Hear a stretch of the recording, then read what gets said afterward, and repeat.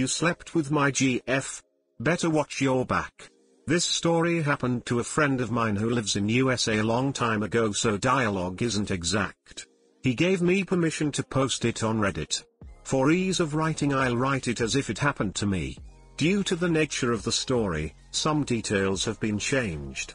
Cast me friend Karen me's GF had a medication addiction but was clean for 2 years. Important for later. Jill business owner Jake old friend. Whole of the story. I live with my GF Karen and my old grade school friend Jake, who was working as a sales rep.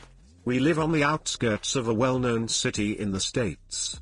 I was in my late 20s. I found myself looking for work as a bar I was working at closed down. Knowing I was desperate for work, Jake calls me and tells me his new GF Jill just purchased a motel/bar with a small kitchen and she's after hired help. Needless to say, I jump at the opportunity as Karen wasn't working, the bills were piling up and out health insurance was due. I called Jill, arranged to meet her at her new property to introduce myself. Jake made the introductions in person and had already told Jill I was hands-on DIY person with hospitality experience. Now to explain, my dad is a Sparky and believes if you can pay someone to fix something, you could probably do it cheaper yourself. He taught me lots and still does to this day. After a 30-minute chat, Jill tested me with a few odd jobs like rewiring an outlet, fixing a clogged sink, and quizzed me on liquor laws. Needless to say, I was hired that day. Originally, work was all about getting the property ready for business. Jill thought it would have been minor works, paint, replacement of fixings and furniture. We soon found out the electrical wires were shot. The whole place needed rewiring, which was a cause of stress for Jill as it would have blown her budget. Lucky for Jill, my dad was between contracts and offered his services using leftover stock, already paid for from other jobs. Jill would need to cover the cost of any new product required. As for labor, his payment, he said he enjoys a steak and beer on Friday nights. After 3 weeks of helping Dad, the wiring was done, was up to code and at a fraction of the cost. Jill and I spent 1 to 2 months painting all 15 motel rooms, bistro, bar, cleaning the kitchen, cool rooms, etc. Jake would offer to help but always left after 20 minutes saying he has to make a sale. Jill often worked well into the night. After all, this was her dream. I'd take some furniture home to restore after hours and return it once restored. Business opened up after 6 months, and thanks to Dad, opened under budget. Jill managed the business and ran the kitchen. I worked where I was needed. In the kitchen, on the bar, tending to maintenance. I was on salary, second in charge, and could work in any position. Things went smoothly for a year. Business was turning a profit. Dad was getting his weekly beer and steak. Karen seemed happy. Jake was still working as a sales rep for a pharmaceutical company. One day I felt crook at work, so I clocked off and went home early. Pulling into my driveway, with the exception of a turning gut, things felt normal.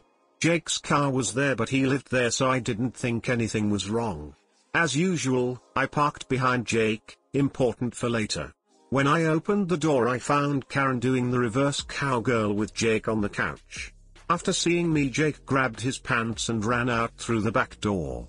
Karen and I argued into the night. She tried blaming me, saying I'm never home, I'm spending too much time with Jill. We were keeping things professional, I was her employee. I went to bed and told her she can sleep in Jake's bed as she clearly finds it more comfortable. I called Jill and informed her of this as Jake was her boyfriend. She was upset as he cheated on her but admitted she suspected he was seeing someone else. Jill offered me a room at the motel until I figure out my next move. The next day I loaded my personal effects in the truck. Jake's car was still there as I had blocked it in. I told Karen she can keep the rental and the furniture. I said Karen the first to be back for my tools in a few hours and I would appreciate if she wasn't there. I went home that afternoon to load my tools into my truck. While I was grabbing something from under my workbench, I found a bag I wasn't familiar with. Upon closer inspection, I found a large quantity little tablets. The way they were packed and hidden made me realize they were probably ecstasy. A thorough search of the house led to me finding 2 more bags and about $12,000 in cash. I put two and two together and realized that Jake's pharmaceutical sales job was code for medication dealer, and Jake probably traded pills to Karen for romance.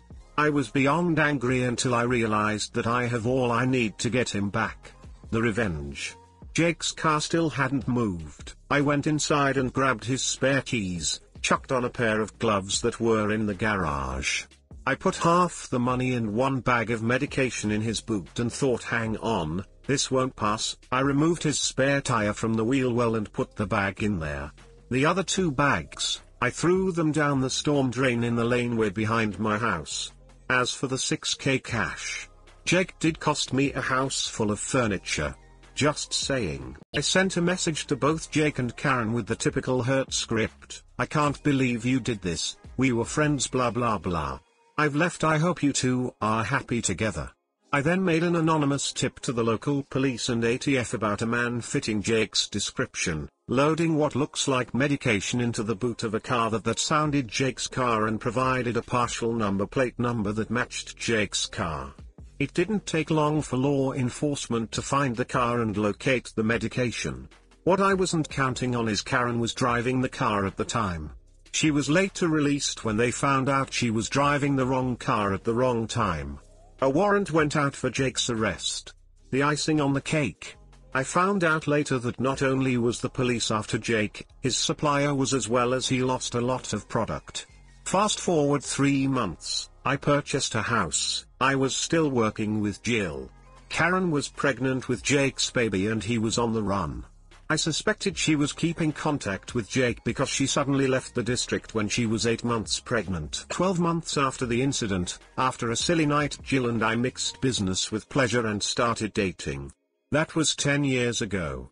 We are married, have 2 children and just opened our 3rd business. Dad still gets his weekly steak and beer. I did hear a rumor that Jake and Karen wound up in Alaska but can't confirm this. I do feel a little bad about it now because Jake made it possible for me to date Jill and live a wonderful life. I do hope he is well. Too long didn't read. Best friend sleeps with my girlfriend friend, he now has police and medication gangs chasing him.